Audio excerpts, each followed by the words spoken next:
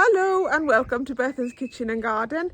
Today I'm going to take the risk and I'm going to plant out my tumbling toms and my celeriac. It's quite a mild day today. We are forecast for rain for this coming week, so hopefully it will be a warm rain and not a cold rain, if that makes sense. And I thought if I got the celeriac in the ground now, then the rain would bed it in. But first I want to plant Bill and Val's Kent blue peas, I think it is, as they are ready to go in the ground. So I've got some weeding to do and then I'll get planting.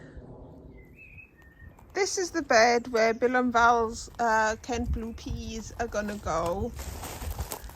But first of all, I'm pretty sure this is all borage, so I'm going to dig up these plants and just pot them into a big pot until I can sort them out, and I'll just grow the borage on in smallish pots. I've also got quite a bit of borage there which I need to sort out too. But let's get on with getting these peas in the ground.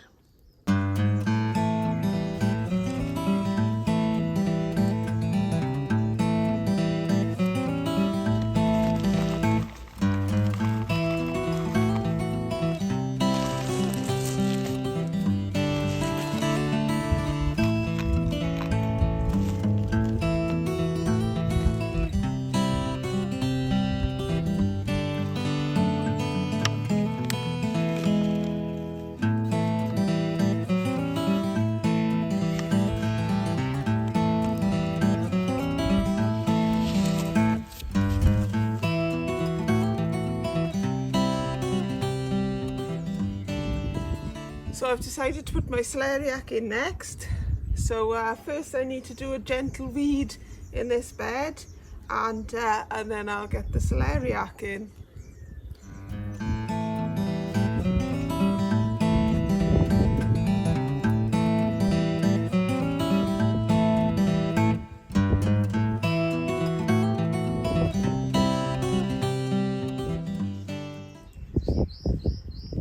So I've just dipped the holes and now I'm going to pop the celeriac in. So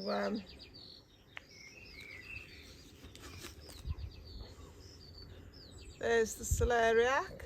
It's looking good, and I am going to plant it up to that level, so up to the soil level. I won't plant it deeper. Sometimes with well, most of the time with brassicas I always plant it deeper, but with celeriac I don't. Always plant it up to the level of the crown. I've got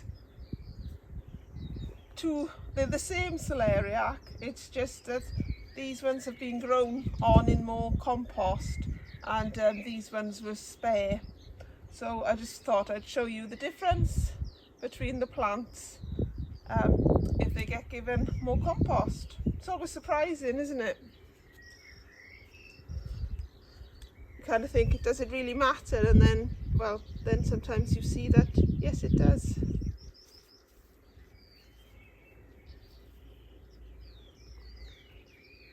Kind of why I want to get them in the ground as soon as possible so they can spread those roots and get going. I'm just making sure that I firm the plant in enough. Don't need it to be like really firm, but I do want it to hold its own in the compost. Take off that yellowing leaf, won't do much good. So that's this bed all planted up. I took the opportunity to interplant a couple of radishes between the celeriac and shallots, but I didn't go too mad and plant them everywhere because I don't want to jeopardize any of the celeriac or the shallots. But I thought around here, around the edges, the radish should hopefully grow on nicely. I've now got some of these trays back, and these are a handy sized tray, so I'm glad to get them back. And this celeriac, not celeriac, this is celery. that will be going out in tubs later on today when it's raining, hopefully. Well, I went for it and I got my tomatoes in, my tumbling tomatoes. I ummed and ahed about whether to do it, and then I thought, oh, I just want to get them in. I do have some 3 spare ones essentially, so if anything goes wrong with them, then I will have some to replace. But I was really pleased with how it looked at the end, and I planted the tomatoes in very deep, as deep as I could really. So hopefully they'll become sturdy, stocky plants, and they will grow on, produce fruit, but also they'll just look nice at the top of the drive in the veg truck. And then I got carried away and I decided to put 4 of my Heinz tomato plants in the bed outside my front door alongside the onions that I planted there. So I hope I haven't jumped the gun, and hopefully they will grow on as well. They are a bit smaller than the tumbling tomatoes, but I have put a cover over them, 1 to stop my cat from using it as a litter tray, and 2 to give it a little bit of protection, so that they don't flop around too much with the wind. But hopefully my tomatoes will be okay and they'll just get their roots down and start growing, and hopefully the weather will improve and it will all be good. Going to do a light bit of weeding and tidying now around these areas.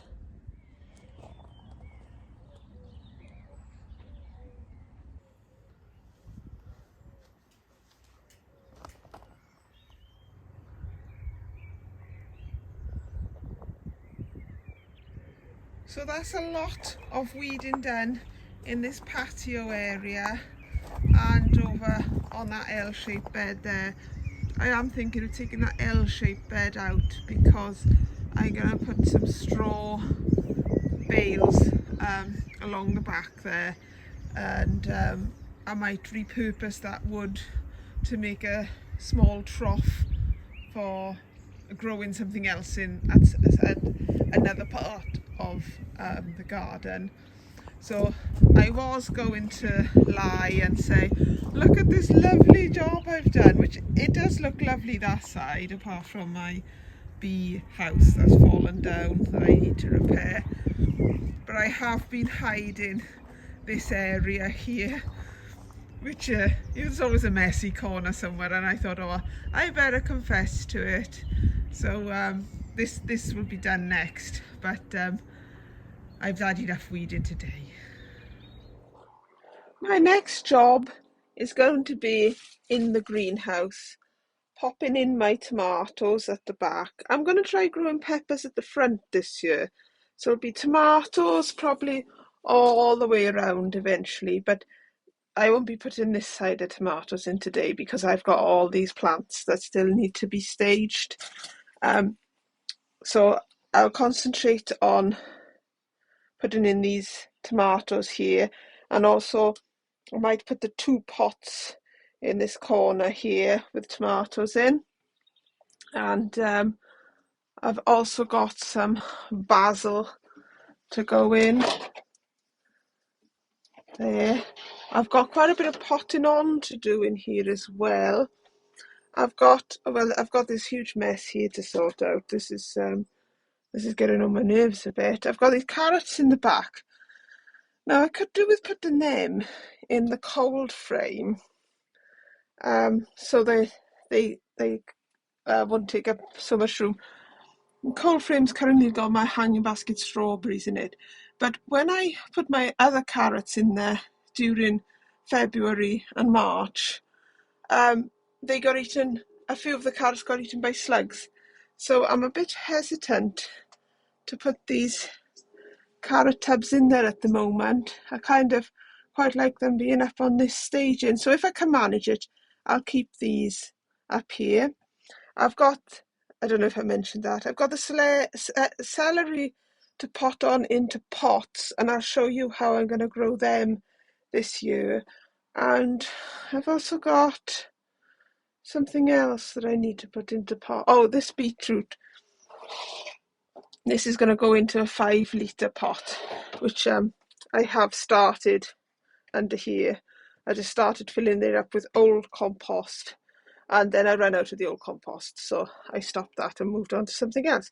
So because there's not much room in here, I'm going to get on with the jobs and I'll show you what I've done when I've done it.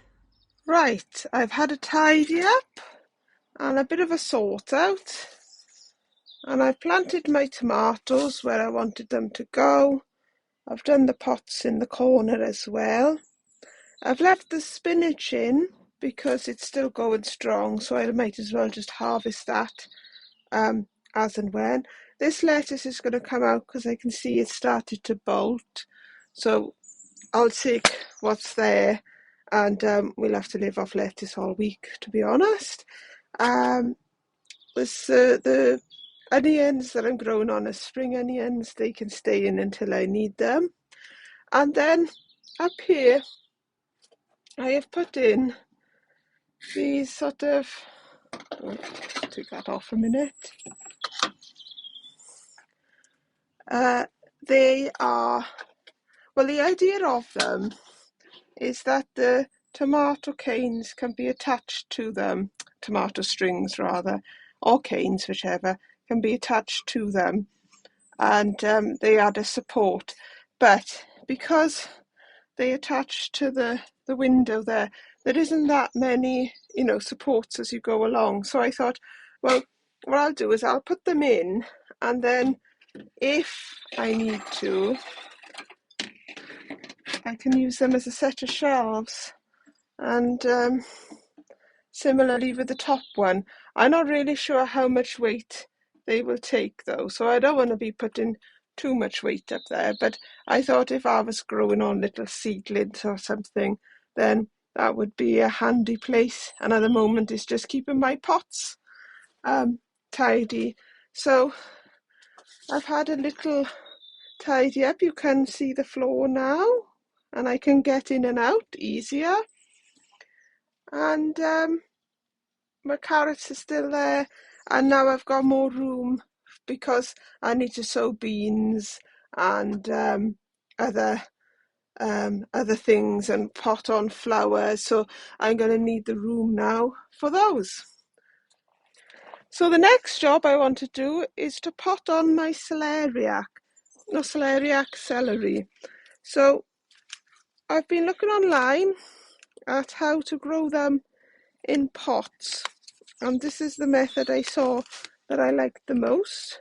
I haven't grown celery for a few years because I haven't had the room in the ground to put them in, but I figured this time I'll give them a go in these pots, because if I can grow 4 bunches of celery, then that's a month's worth of celery, really, isn't it?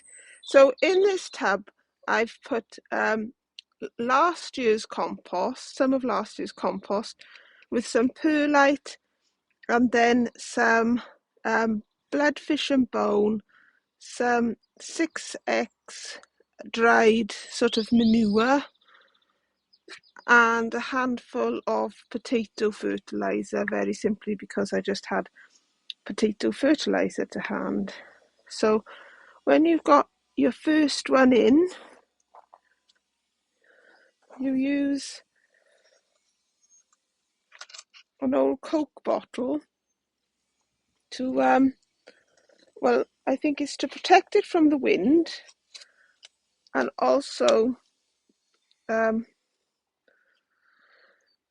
so that when the celery grows up, it'll grow up straight, so it won't be flopping all over the pot.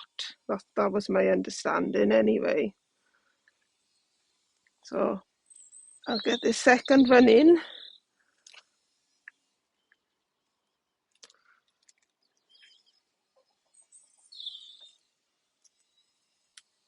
I'm just taking off the old leaves. If there's any that's pale, I take them off because they're not doing the plant any good. They will just be taking nutrients away to try and fix that leaf.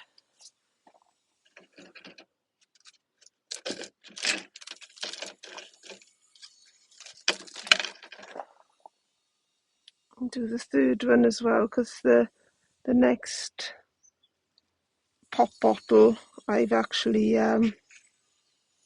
stuck together.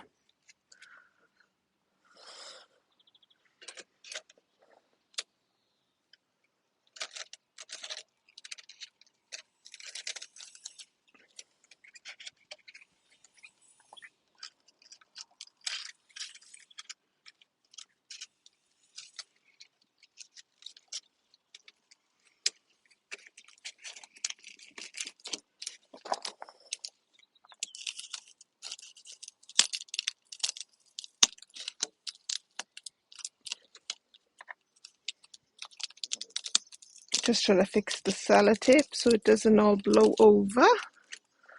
Right, last one now.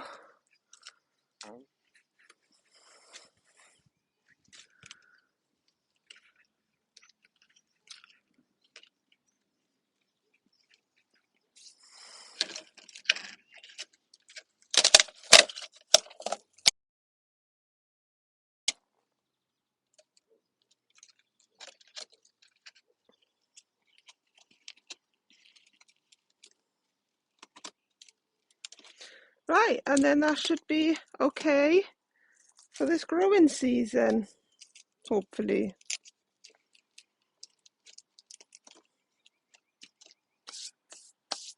I'll get on with the rest. See, we're back to this tidy area now after yesterday's weeding session. So here they are, all in their pots. I must have miscalculated, and I must have potted on 13 celery instead of 12. So I'll just put one in a rose container and just see how that one grows. Exactly the same conditions as these ones, so hopefully they'll be all right.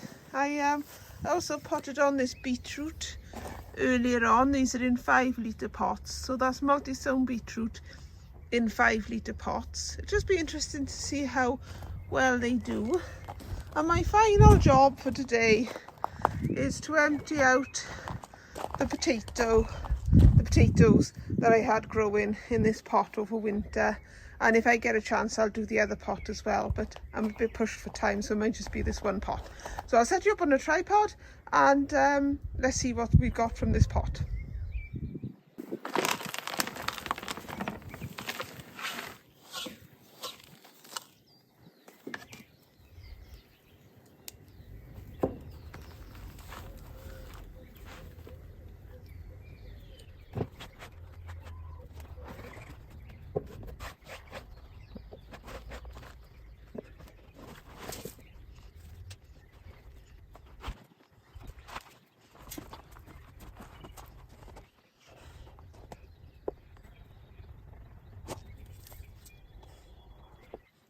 Right, take 2.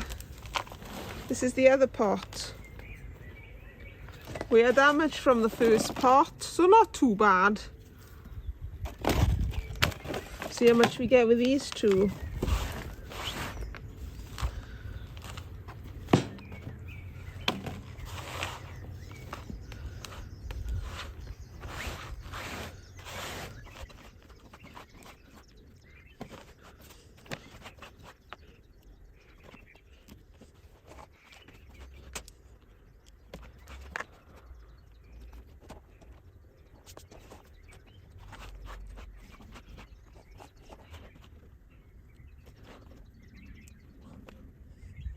Here's what we ended up with.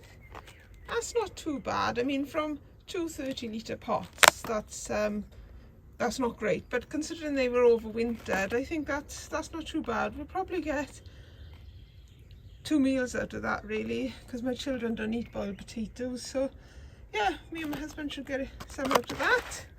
Nice meal out of that. And then for the rest of the harvest, this week I've got my rhubarb. I've got what I'm terming as spring onions, but they're actually Elsa Craig normal onions.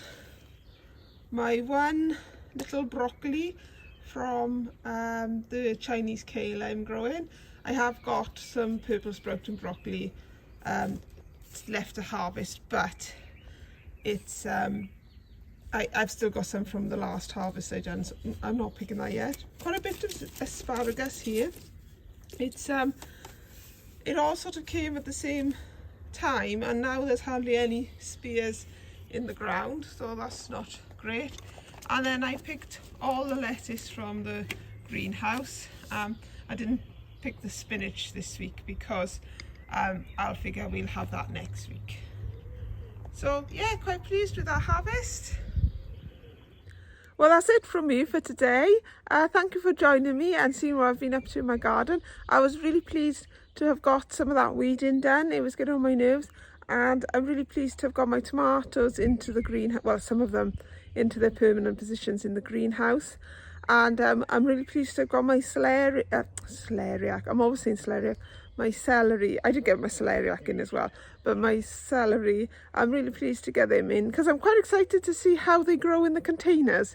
I haven't done it before, so and I'm not like the world's best container grower in the world, as you could tell by my potatoes, and that is an ongoing joke, although it's not very funny.